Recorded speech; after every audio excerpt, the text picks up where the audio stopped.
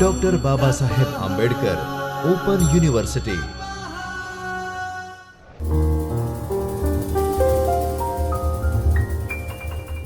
Namaskar and good evening, friends. I am Dr. Dhaval Pandya. Welcomes you all from the Chaitanya Institute of Dr. Babasaheb Ambedkar Open University. Friends, today we are going to learn about MBA SAM2. Subject is Human Resource Management. The code is MBA02C202. Block number 2, unit number 6, Performance Appraisal. Okay, first we'll see what is there in Performance Appraisal. Okay, fine.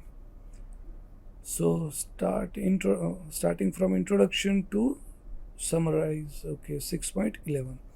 We could cover in previous lecture, we could cover 6.12, 6.7, and that was last one is performance appraisal method.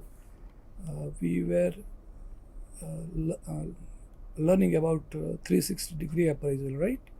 So in today's lecture, performance appraisal method, it will be continue with 360-degree appraisal method, then performance counseling, problems of performance appraisal, and effective performance appraisal, then summary. Okay, fine. We'll start with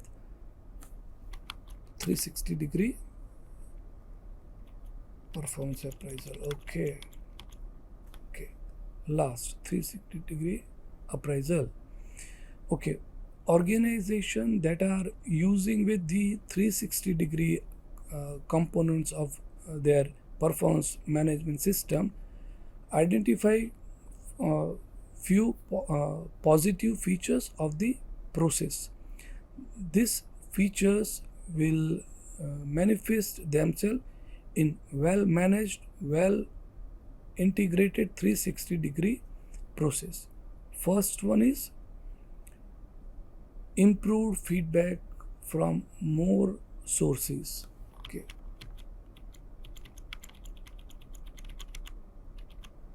Fine. Improved feedback from more sources provides well-rounded feedback from peers, reporting staff, co-workers, and supervisors. This can be a definite improvement over feedback from the single individual. Then team development. Team development helps team members learn to work more effectively together. Team members know more about how other members are performing than their supervisor. Third, personal and organizational performance development. 360-degree feedback is one of the best methods for understanding personal and organizational development needs. Fourth, responsibility for career development. For many reasons, organizations are no longer responsible, or persons are no longer responsible for developing the careers for their employees. Reduce discrimination risk. When feedback comes from a number of individuals in various job functions basis because of varying reasons are reduced. Sixth, improved customer service. Feedback process involves the internal or external customers. Each person receives valuable feedback about the quality of his product or service. Seventh, training needs assessment.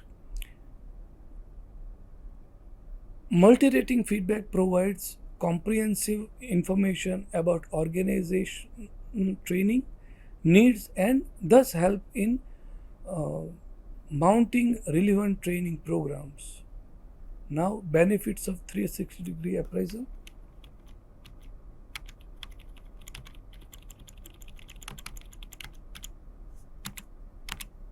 Okay. Few benefits of 360-degree appraisal occurs to the individual, team and organization. First, to the individual. This process helps individual to understand how others perceive them. Second, it uncovers blind spot. Third, it provides feedback that is essential for learning. Fourth, individuals can better manage their own performance and careers. Fifth, quantifiable data on soft skill is made available now to the team. It increases communication between team members. It generates higher level of trust and better communication as individuals identifying the causes of breakdowns. Third, it creates better team environment as people discover how to treat other and how they want to be treated. Fourth, it supports teamwork by involving team members in the development process. And fifth, it increases team effectiveness. Now to the organization. It reinforces corporate culture and openness and trust. Second, it provides better opportunities for career development for employees. Third, employees get growth and promotional opportunities. Fifth, it improves customer service by having customers contribute to evaluation. Fifth, it facilitates the conduct of relevant training programs. Okay, now performance counseling. Performance counseling. Okay. The main objective of performance counseling is to help other employees to overcome his weaknesses and to reinforce his strength. In this sense, it is a developmental process where the supervisor and the subordinate discuss the past performance with a view to help the subordinate to improve and become more effective in future. Counseling provides an opportunity to the supervisor to give feedback to the subordinate on the performance and performance related behavior. Now, problems in performance appraisal. Okay. While it is assumed that performance appraisal process and techniques present an objective system, it would be the assumption. However, the all practicing managers impartially and sensitize the criteria upon which their subordinates will be appraised. In spite of our recognition that a completely error-free performance appraisal can only be idealized a number of errors that significantly impaired objective evaluation. Some of these errors are discussed like leniency error. Every evaluator has or his own value system that act as a standard against which appraisals are made. Relative to the true or actual performance an individual exhibits, some evaluators make high and other low. Then halo effect. Okay. The halo effect or error is a tendency to rate high or low on all factors due to the impression of a high or low rating on some specific factor. Now, third, similarity error. When evaluator rate other people in the same ways that the evaluators perceive themselves, they are making a similarity error based on the perception that evaluators have of themselves. They project those perceptions onto others. Low appraisal motivation.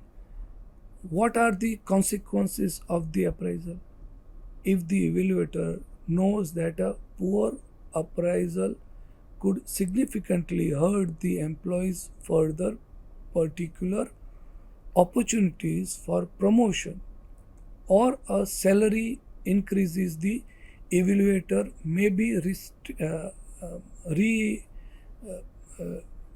relisted to give a realistic appraisal. There is evidence that it is more difficult to obtain accurate appraisal when important rewards depend on the result. Now, fifth, center tendency, central tendency. It is possible that regardless of whom the appraisers, evaluators, and what traits are used, the pattern of evaluation remains the same.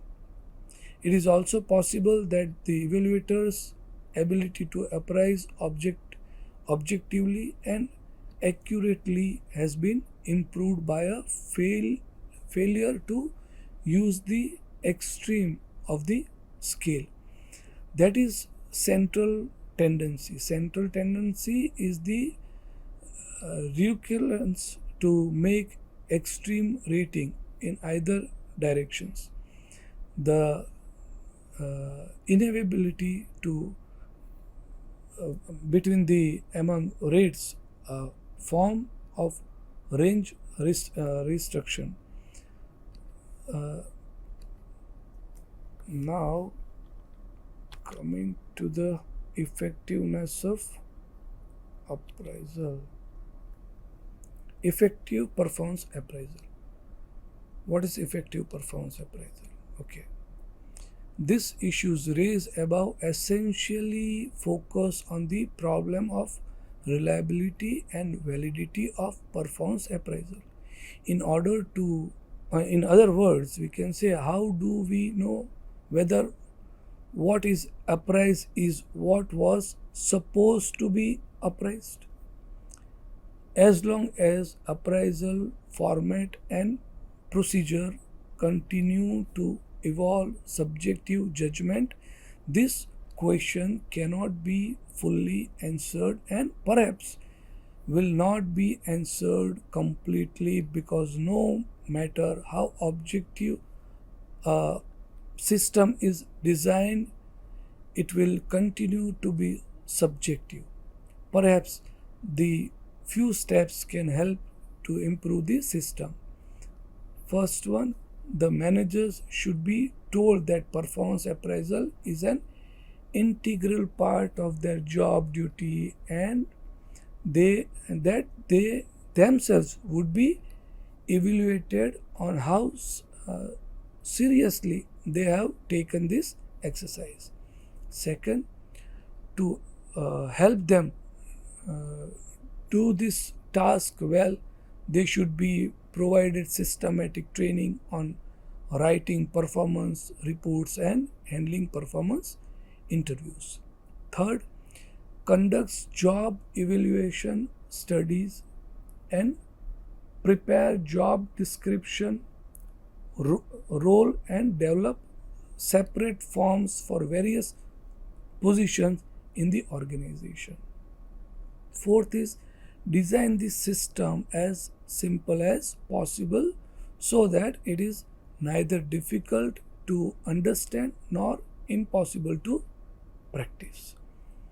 Then generally after the appraisal interview, the employee is left alone to improve his performance on the dimensions. The supervisor should monitor how and now and then whether the improvement in performance in the area found weak is taking place or not, and if not, help the employee to achieve the required improvement. And finally, reviewing the appraisal system every now and then helps understand it and making suitable evaluatory change in it. This is the most important factor in making performance appraisal effective.